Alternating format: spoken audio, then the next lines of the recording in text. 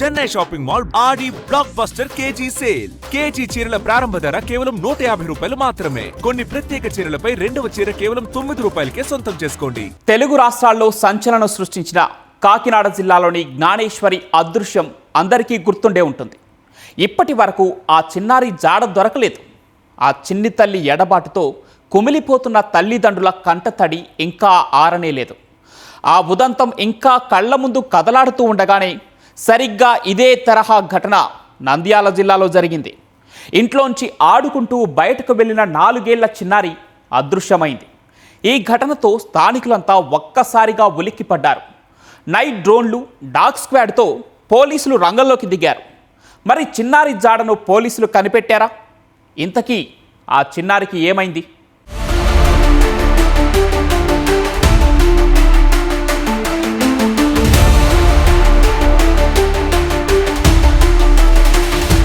ఇటీవల కాకినాడ జిల్లా తునిలో జ్ఞానేశ్వరి అనే చిన్నారి అదృశ్యం ఘటన మరవక ముందే నంద్యాల జిల్లాలోనూ ఇదే తరహా ఘటన జరగడం స్థానికంగా కలకలం సృష్టించింది. స్థానికంగా నివాసం ఉండే ప్రణవి అనే 4 ఏళ్ల చిన్నారి అదృశ్యం కావడం ఆందోళనకు గురిచేసింది. నంద్యాల మున్సిపల్ కార్యాలయంలో పనిచేసే కళ్యాణి 4 ఏళ్ల కుమార్తె ప్రణవి ఈ నెల 19వ తేదీ సాయంత్రం తప్పిపోయింది. వైఎస్ఆర్ నగర్లో నివాసముంటున్న కళ్యాణి ఆదివారం సెలవు రోజు కావడంతో ఇంటి వద్దనే ఉంది. నిత్యావసర సరుకుల కోసమని సమీపంలోని దుకాణానికి వెళ్లింది. దుకాణం నుంచి వచ్చిన ఆమెకు ఇంట్లో కుమార్తె కనిపించలేదు.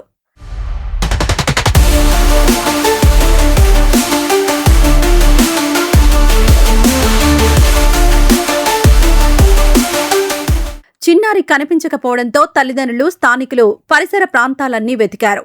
ఎంత వెతికినా ఆ పాప ఆచూకీ దొరకలేదు. రాత్రి 9 గంటలకు పోలీసులకు సమాచారమిచ్చారు. వెంటనే అప్రమత్తమైన పోలీసులు డాగ్ స్క్వాడ్, నైట్ డ్రోన్ కెమెరాలు, అత్యాధునిక సాంకేతికతతో గాలింపులు చేపట్టారు. 3 ప్రత్యేక బృందాలుగా ఏర్పడి ప్రణవి కోసం గాలించారు. సమీపంలోని సీసీ కెమెరాలను జల్లెడపట్టారు.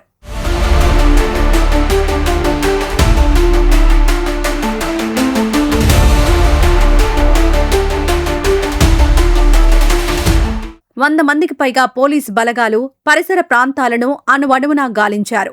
ఓ సీసీ కెమెరాలో చిన్నారి నడుచుకుంటూ వెళ్తున్న దృశ్యాలు కనిపించాయి.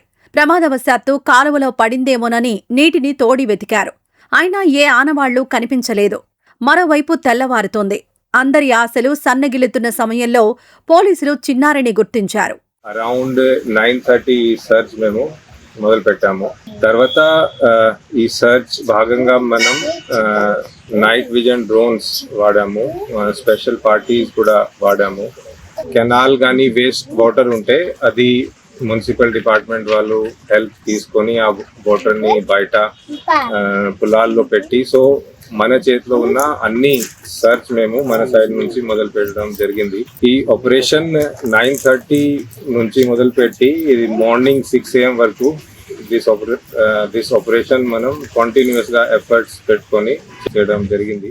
చిన్నారి చివరగా కనిపించిన ప్రదేశం చుట్టుపక్కల వెతకగా 2 కిలోమీటర్ల దూరంలోని జొన్న చేనులో ప్రణవి జాడ కనిపించింది. ఇంటి నుంచి బయటకు వెళ్లిన ప్రణవి సమీపంలోని పొలాల్లోకి చేరుకున్నట్లు పోలీసులు గుర్తించారు. చుట్టూ ఎవరూ కనిపించకపోవడంతో భయపడిన ఆ చిన్నారి గుక్కపెట్టి ఏడ్చి సొమ్మసిల్లి పొలాల్లో పడిపోయింది. ఎట్టకేలకు చిన్నారిని పోలీసులు గుర్తించారు. ఈ కేసులో కీలకంగా వ్యవహరించిన సిబ్బందిని జిల్లా ఎస్పీ అభినందించారు. చుట్టుపక్కల అన్ని సీసీటీవీ కెమెరాస్ చూసుకొని నైట్ విజన్ డ్రోన్స్ తో పొలాల్లో సర్చ్ పెట్టుకొని డాగ్ స్క్వాడ్ ని పిలిపించి, డాగ్ స్క్వాడ్ తో కూడా పాప ఇక్కడ వెళ్ళిపోయి ఉండొచ్చు, అది అన్ని ఎఫర్ట్స్ పెట్టుకొని నంద్యాల తాలూకా యూపీఎస్ సిఐ గారు, ఈశ్వర్య గారు అండ్ ఇంకా లోకల్స్ ఎఫర్ట్స్తో ఆల్మోస్ట్ మార్నింగ్ 6 AM పాప మనకి పులాల్ దగ్గర ఎక్కడ మనకి లాస్ట్ సీసీటీవీ ఫుటేజ్లో కనపడింది. అక్కడ నుంచి ఆల్మోస్ట్ 2 కిలోమీటర్ లోపల పులాల్లో పాప మనకి ట్రేస్ అవుట్ అయింది. ఇది it is a matter of great satisfaction and happiness. చిన్నారిని సురక్షితంగా తల్లికి అప్పగించడంతో అంతా ఊపిరి పీల్చుకున్నారు. తమ బిడ్డను క్షేమంగా అప్పగించినందుకు పోలీసు అధికారులను కళ్యాణి కుటుంబం సత్కరించి ధన్యవాదాలు తెలిపింది. నా పేరు కళ్యాణి, మా పాప పేరు ప్రణవి. వైఎస్ఆర్లో ఉంటున్నాను. నేను నిన్న సాయంత్రం 6:30 పాప కనపడకుండా పోయింది.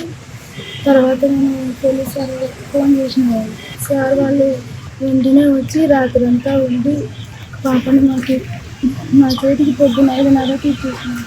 ఎస్పీ సార్ అని పోలీస్ శాఖ వాళ్ళందరికీ చాలా థ్యాంక్స్. ఇటీవలి కాలంలో చిన్నపిల్లల అదృశ్యం కేసులతో అప్రమత్తమైన పోలీసులు ఈ కేసును సవాలుగా తీసుకుని చిన్నారిని క్షేమంగా తల్లి ఒడికి చేర్చడంతో ప్రణవి అదృశ్యం కథ సుఖాంతమైంది. ఆ పాప జాడ కోసం పనిచేసిన పోలీసులపై స్థానికులు ప్రశంసల జల్లు కురిపించారు.